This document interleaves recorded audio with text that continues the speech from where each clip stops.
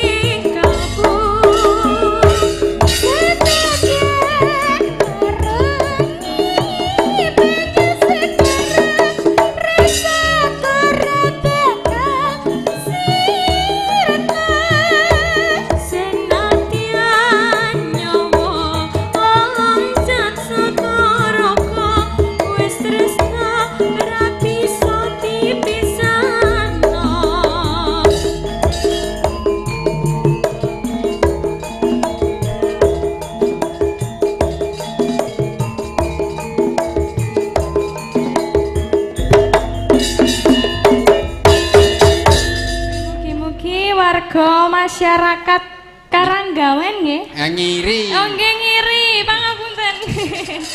Ngiri Karangawen. Nggih.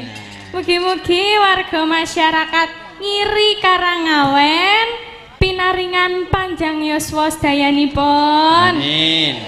Mirah sandang pangane. Amin. Ya. Terus napa Pak Dalang? Yeah. Pokoknya sehat-sehat sedayanipun. Amin. Tambah jaya guyub rukun. Amin. Tepuk tangan ya. Terus pripun iki Pak Dalang? Ya nembangon lho. Anu nganggo bawa. Diaturke karo iki Dukuh Ngiri, desane iki ya Karangawen, kecamatane ya Karangawen. Nggih. Dadi kecamatan karo desa kuwi padha. Sami nggih. Ya.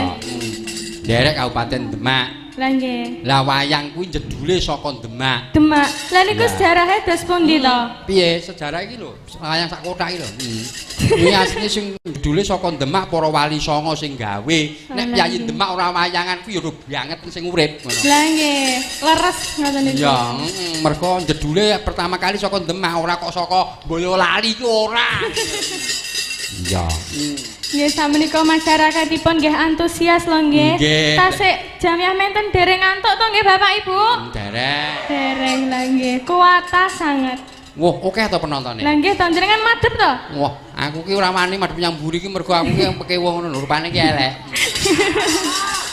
Rupane bagus tak pamer-pamer ke nyang mburi. Dan jenengan niku lho bagus, sinten sing sanjang jenengan Elek. nggih. Nah, apa yo coba aku anggere petuk yoga kuwi, sik kuwi rupamu kok elek Mas yoga kuwi cangkem elek-elek.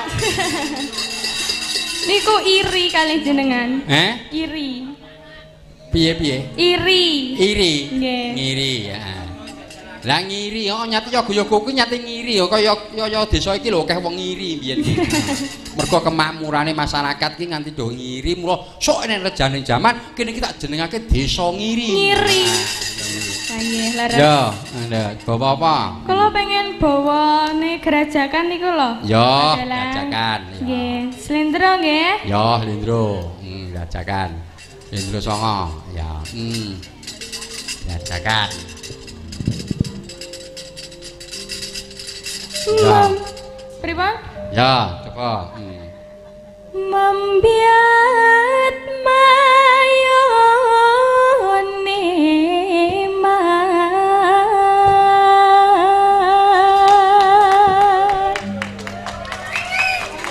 Matur suwun. Ya.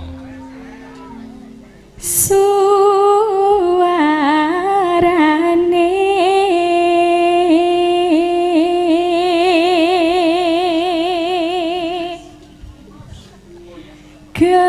gandeng bala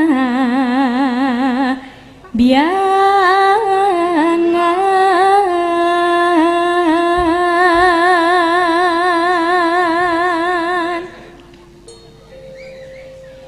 nyerang yai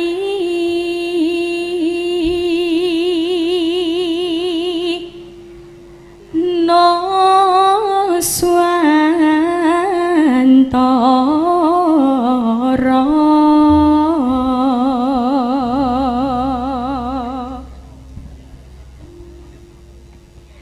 pianyu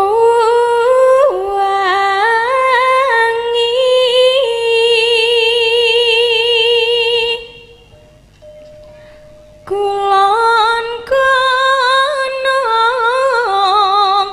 wetan segara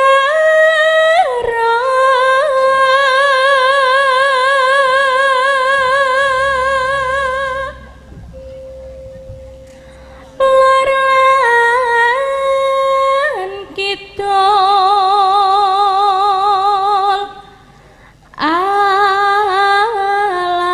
alas angker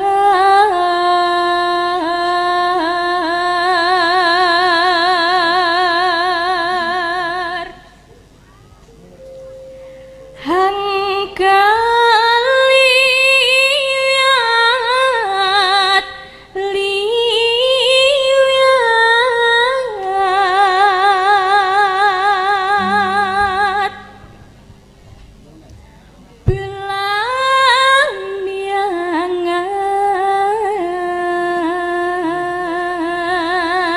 Belangyangan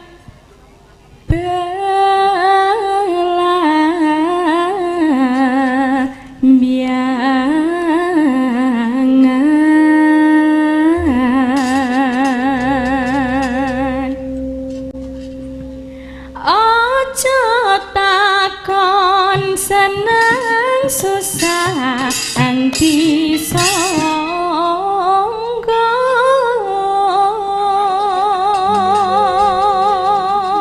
Ya. tanah endah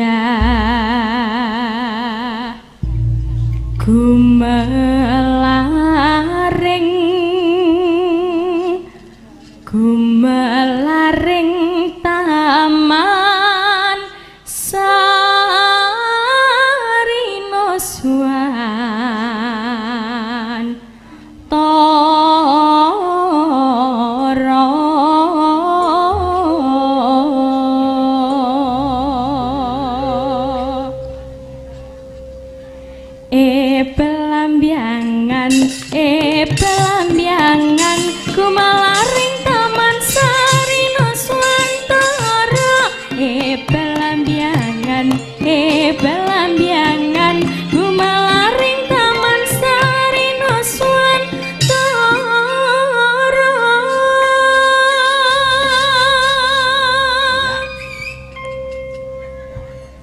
Dilajengaken nggih Pak? Ya, oke. Langsung saja.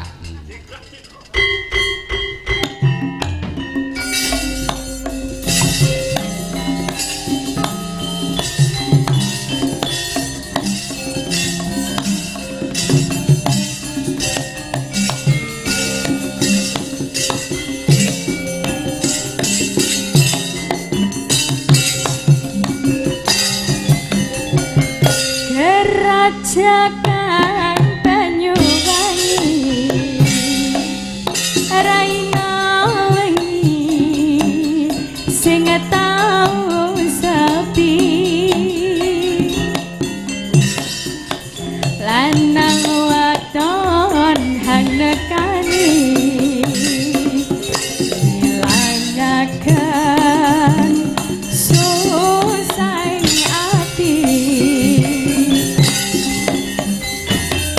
longgo ring pasir-pasiran sambyur-sambyuran karedoan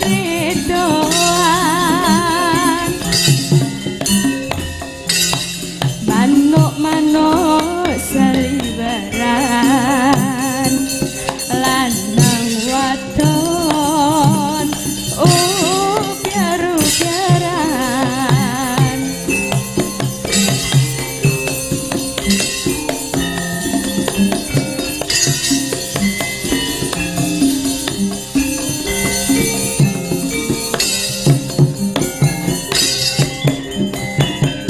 gandeng tangan ring pinggiran pinggir pesisir kerajakan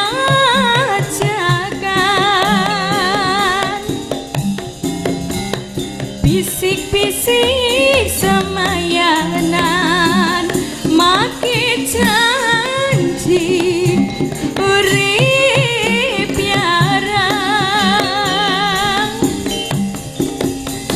sir-siran andi pianyangan kenjing asli Banyuwangian.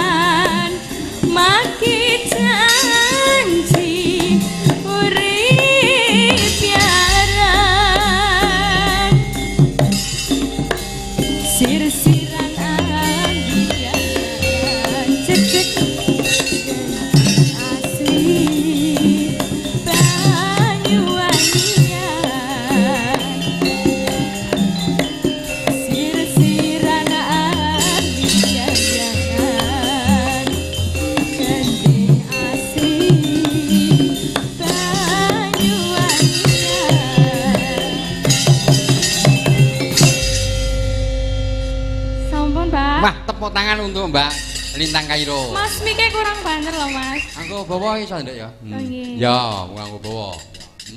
Podang kuning. Neno neno ya. Natian wuju timung peksi. Ngateka ya kaya apa? Nadyan wujute mung peksi. Mudeng kowe peksi iki apa? Manuk. Manuk. Dadi nadyan wujute mung manuk. Ya, terus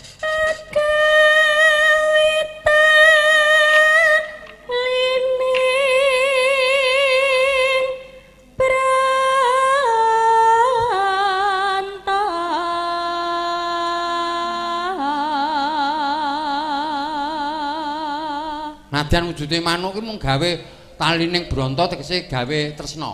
Bronto iki tresna nggih. Bronto ki tresna. Kowe tau tresna-tresnanan apa urung kowe? Dereng. Urung. Oh, sone tresna-tresnanan apik. Aku kan masih polos Pak Dalang. Oh, isih polos ya. Heeh. Sone tresna-tresnanan cinta pertama wah ketok-ketoken kok. Heeh, sampean kaya jaman aku karo Marika ya ngono ketok-ketoken wae nganti seprene ketok-ketoken. Terbayang-bayang nggih. Terbayang-bayang, heeh. Karo Marika aku biyen aku ya terbayang-bayang. Marika rupane kok elik men aku ya ngono. Bayangke kok ora ayu ngono. Ya. Alus manis turemrak ati.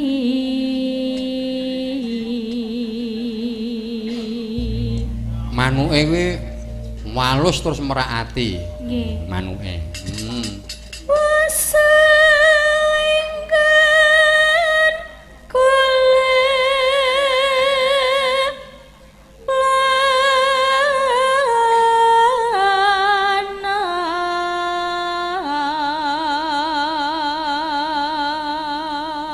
Piye kuwi mau? Wis suwe nggonku nglelono. Oh, wis suwe nggonku nglelono. Heeh. Dadi sing nglelono iki goleki lho. Dadi manuke iki mubeng-mubeng manuke kuwi. Goleki sing duwe. Heeh, goleki terus. Dadi kowe iki goleki manuk. Ya. Napa niku wau? Manuk. Malah bahas manuk malah lali lho Pak Dalang. Oh ya. Jare nglelono. Ya, tiba bunga ing atiku.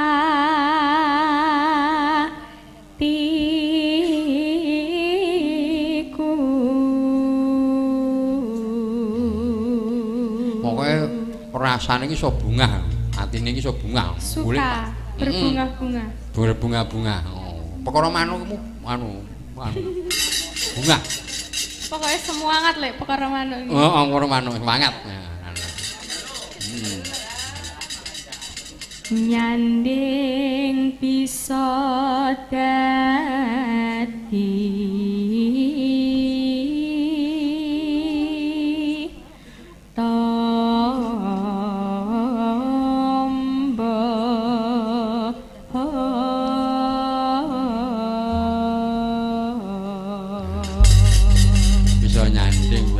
perkara manuk ketemu iso dadi tamba. Nggih. Aku yo ndek manuk lho, aku manuk uwek. Pundi? Angger bengi anu manggung ngono. Jenengan beto sakniki. Tak gawa terus kanthil terus manuke. Nah manuk pokoke angger bengi ngono. Jaluk mangan kuwi. Medeni yo. Anggere peteng ngono ngono. Darke wong iki manuke. Ya. Beda karo manuke sing nyaron kuwi. Wah. Loyo. Loyo. Ya ndak. Bisa awan ning omah wis ora kerasan. Keluyuran anggere isih tak sayang. Ora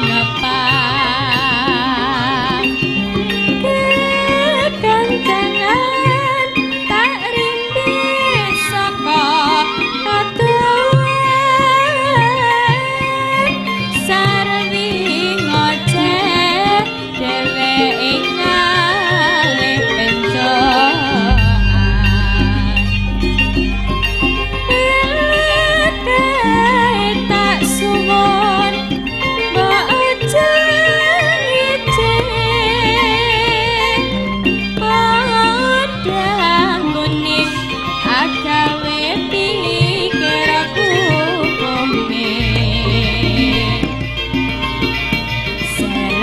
selekirang tak sawang tambah manise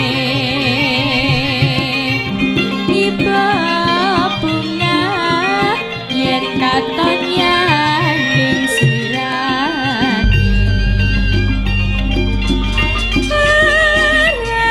bakal atiku keki wong liyan yen si poda andudut ati kepranan naramanda atiku tansaya getra tak seranani sun pikatku lute bendo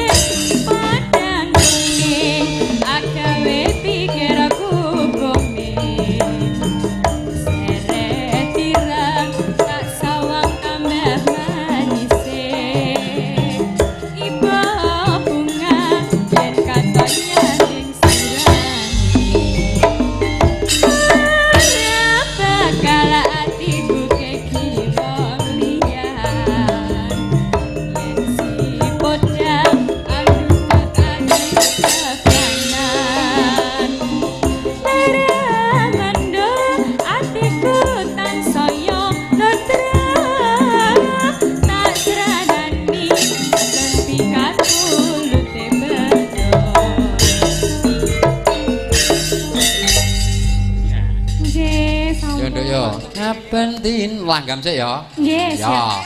Diaturke monggo. saben dina mung ngelamun jroning sepi samun ngomong tansah katulung wewayanganmu demi mas wong ayu linalitan bisa lali saya materson ya bu recetanmu Piye katresnanmu. Dadi piye katresnanmu. Mu ya aja ku. oh nggih Nggih, sing gawe iki aku ora nuduhku. Aku ki nekoki wonge piye Piye katresnanmu katresnanmu? ngono. Iya. Nane nano. niki mongko Nimas katresnanku Ku. Oh, Ah, nggih. Ya. mongko Nimas katresnanku bebasane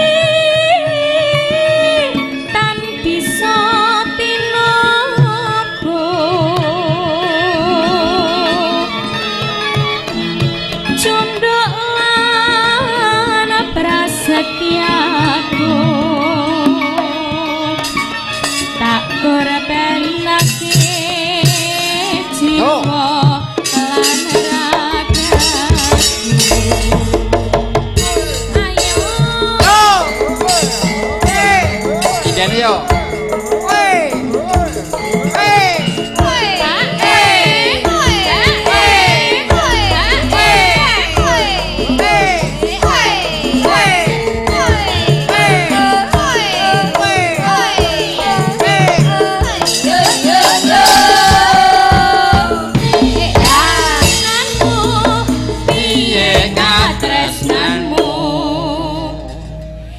Saderengipun matur sembah nun sangat nggih Bapak. Saking Bapak sinten menika wau? Mbak Ati. Oh, nggih matur suwun Mbak Ati. Ya, matur nuwun nggih Bu, ngono. Nggih matur sembah nun sangat Bu. Iya. Menika remen kalih lagune panjenengan makane kula disabar. Oh iya. Ya. Nyamper iki mergo kowe kuwi ketok cilik-cilik ngono lho. Nek wis gerang-gerang kae wis ora nyamper kok. Neno ya mongko nimas katresnanku pesasane anak bisa tinuku sundalan prasetyaku tak berbenake jiwa lan ragaku. Matur nuwun ya Mbak Lintang.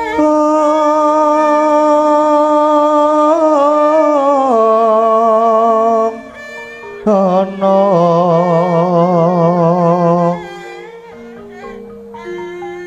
obro prabanyo kang sumirat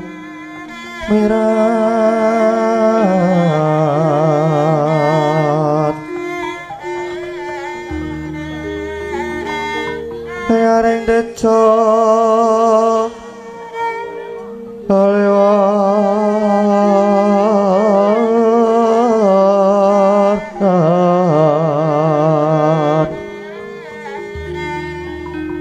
leraki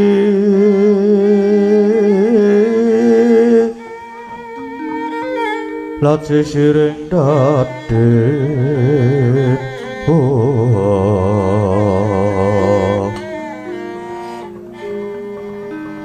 wimbo kekondom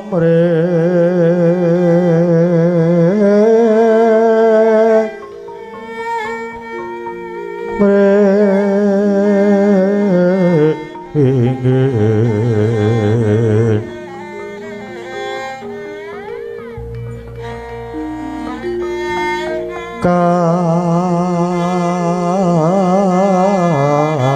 katiuping sang mirana mandra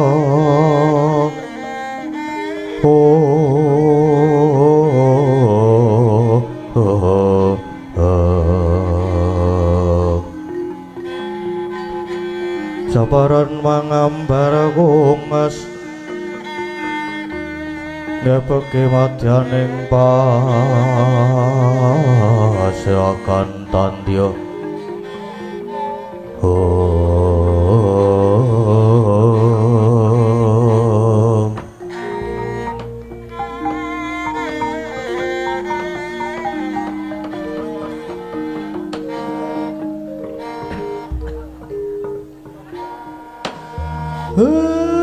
Blegagak ugag sadulita mulane kok prenjake padha ganter jagone padha tarung jebul karang kadempel kerawan para priyagung para her-her sinuwun ngamarta sasamunipun lenggah kanthi prayogi kula ngaturaken pambagya panakrami sami wilujeng sinuwun. Ya Kakang Semar mundi pangestune Kakang Nayantaka praptakoning karang kadempel lulus raharja ora ana alangan suwiji apa mung wae salam taklimku katur Kakang Semar. Inggih syukur yen manggih wilujeng syukur. Lan ngendika ngaturke salam taklim kula tampi nanging dawa sami-sami. Sinuwun Dwarawati ugi sami wilujeng to. Nyang sukma jagat majole nuwih. Ya pamujine Kakang Semar mangga Basuki praptakone karang kadempel kene Kakang Semar. Nggih, syukur menawi ngaten. Dipun prayogaken sinuwun, iya. Kaya wis ora kurang prayoga Kakang Semar. Semanten ugi Ndara Werkudara lan Ndara Janaka dipun skecahaken anggenipun pinarak lenggah nggih. Wah, yo Semar wis ora kaya kurang prayoga. Iya Kakang Semar wis kaya ora kurang prayoga. Nggih syukur menawi ngaten. Sinuwun bersasat karang kadempel kados dene kejugrukan Wukir Sari kelepaning Samudra Madu. Inggih awit rawuhipun jangandika sedaya nanging kepareng kula lajeng cumadung dawuh wonten wigatos ingkang kados pundi dene sami kepareng rawuh wonten sudung kula mriki. Sinuwun mongko yen kula waspadake kok semunipun nembe nandhang pepeteng niki wonten napa sinuwun wonten napa? Prayogi lajeng kababarna Kakang Semar. Aku kepareng matur nanging yen ana luputku sing gedhe pangapuramu ya Kakang Semar. Nggih. Ponto mangsir nake raos wigih ringa-ringa. Lan kula aturi radi majeng lenggahipun kersanipun kula saged mijang satala-tala anggen kula nampi pengendikane jangandika sinuwun. Anjra ingkang puspita harum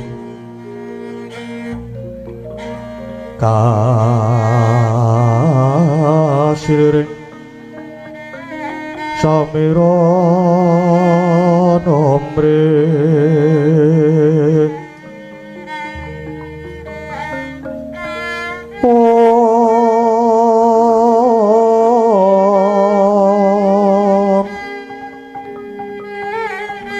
Sekar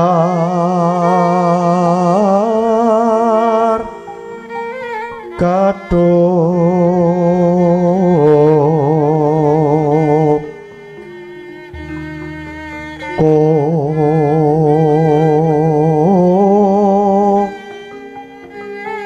ngas kadadyo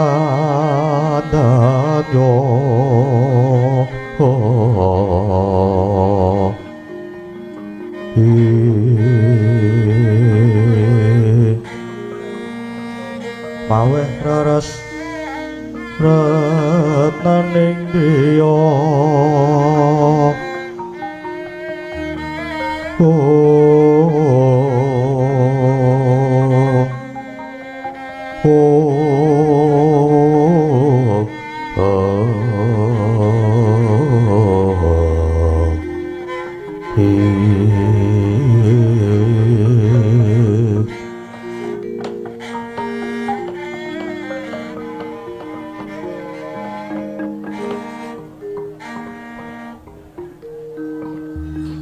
Kyai wis kundang kaloka ento negara Ngamarta munu bumi ingkang subur, bumi ingkang loh jinawi ya merga sida ingkang subur kuwi temah dayani para kawula uripe sarwa kepenak adoh saka kasangsaran nanging Kakang kena ngapa ing ngri kalenggan iki malah tiba kosok balene.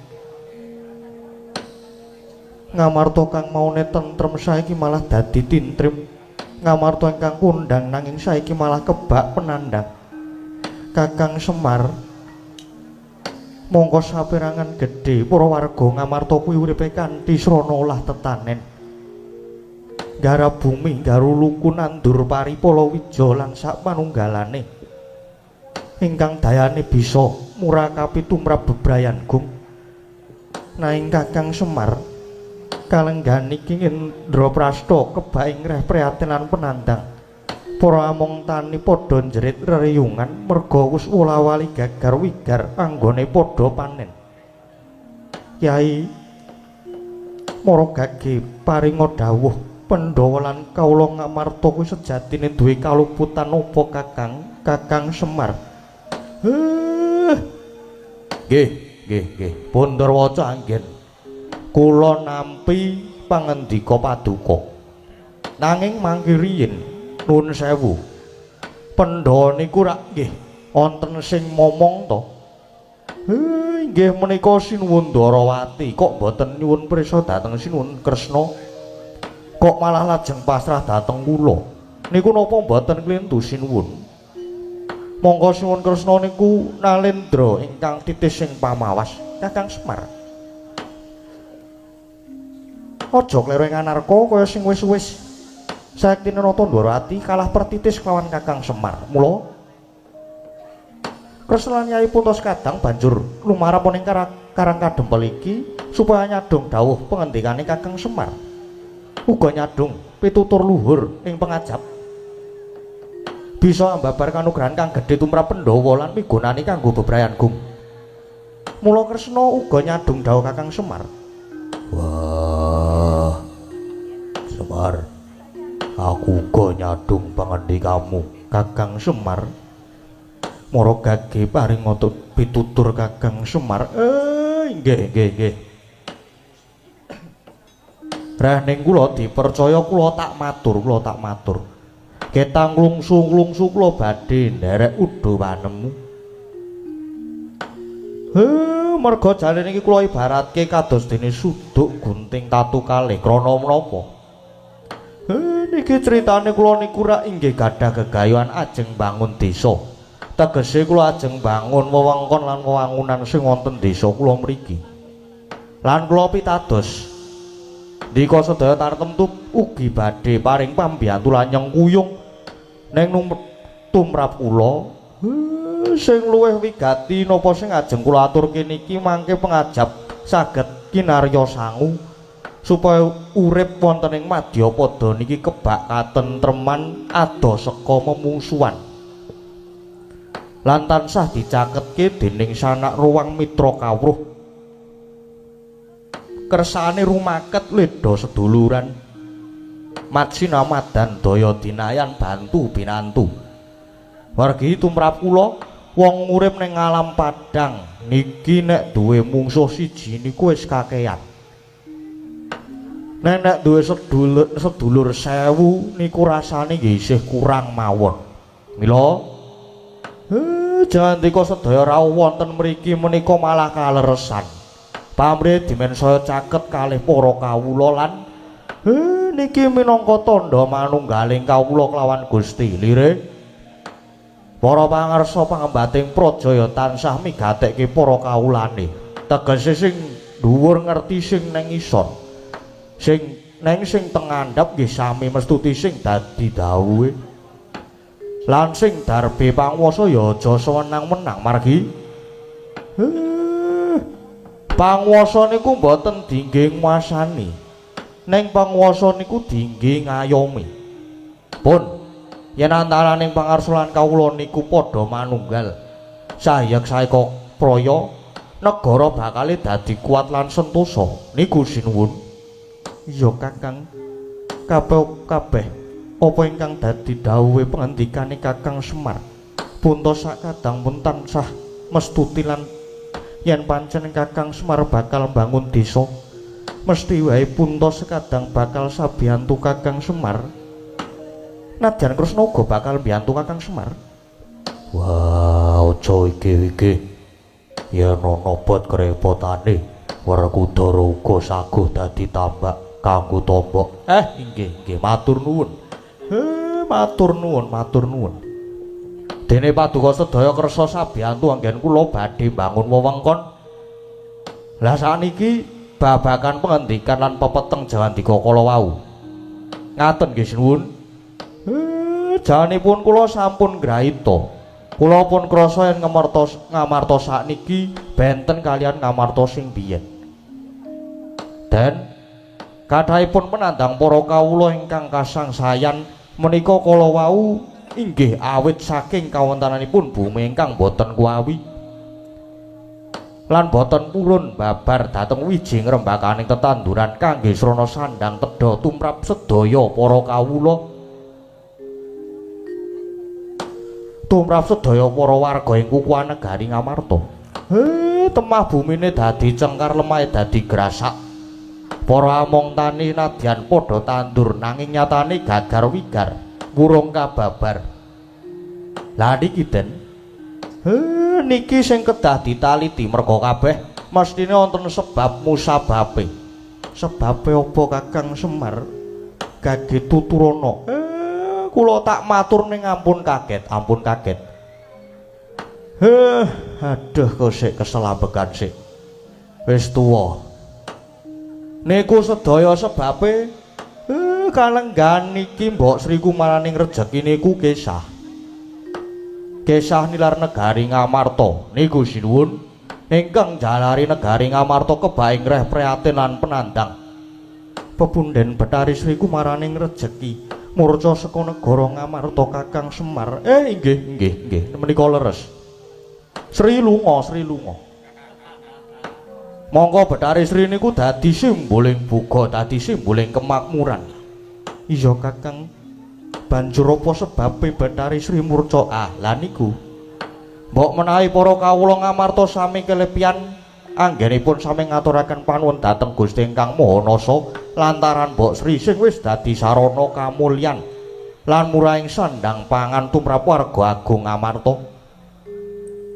Mongko biyen Ngamarta niku bumi sing subur, apa wae sing ditandur mesti dadi. Neng saiki malah dadi bumi sing cengkar grasak. Umpamane tetaneman ijo royo-royo, neng wancine panen mesti dipangan ama. Merga nggih niku wau. Para kawula kelepian boten migatosaken dhateng buminipun, mula ora mokal nek Mbok Sri Kumaraning rejeki lajeng uncat. Ngaten nggih Den, ngaten. Bumi niku nadyan saben dina persasa didak-idak dening sadengah titah. Nanging bumi niku ugi dados sumber panguripan, murakapi sagung para titah. Kejaba bumi niki dadi papan panggonan lan ugi saben-saben ditanduri tetanduran ingkang migunani tumraping agesang. Nanging kala mangsane ingkang ngenggoni lan ingkang nandur malah lali Purwodursina. Kelepian nggone duwe rasa syukur lan rasa panuwun marang Gusti kang peparing. Nah, mula yen bebar panen niku ora ketang mung pisungsung wujude sedekah bumi, niku ugi pinangka wujud rasa panuwun lan ujube rasa syukur. Umpamane yen pakaryaning miyasa mina utawa nelayan, ya kudu dipisungsung sedekah jaladri lan malih niki ugi kalebet tata cara tilarane para leluhur. Nuwun sewu lho niki. Babakan iki mboten ngrembug bab kapercayan lho. Ning niki ngrembak bab budaya. Lah budaya niku napa? Budaya niku angen-angen ingkang babar kaendahan lan katentreman. Mila ampun ngantos dipun wastani yen sing jenenge adat tradisi budaya kayata sedekah bumi, sedekah jaladri, nyadranan rasulan merti desa majemukan niku diarani milar saka wewalering agama. Niku mboten niku. Ingkang dipun tindakake niku sing beda niku ingkang dipun ditindakake. Ngibarate wong mlaku sing dijangkah padha ya mung dalane wae sing beda. Sepisan malih niki budaya adat tradisi tilaraning nenek moyang sing kudu dilestarekake. Syukur-syukur yen adat tradisi budaya ngaten niki diadani saben warsa. Lah niku sinuwun niku. Mula pun to mang titeni mawon. Yen para kawula Ngamarta niku sami ninggalke rasa syukur, rasa panuwun marang Gusti, ninggalke adat lan budaya pun mang titeni mawon. Ora suwe maneh jagat Ngamarta badhe kukut niki mangke sinuwun. Sigra-sigra yen permana kanca, sigra ngraketa nawang sesangka.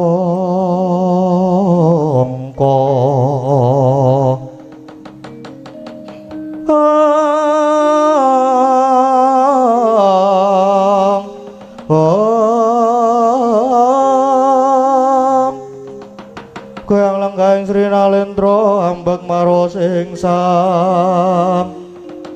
katri gumulung angrempak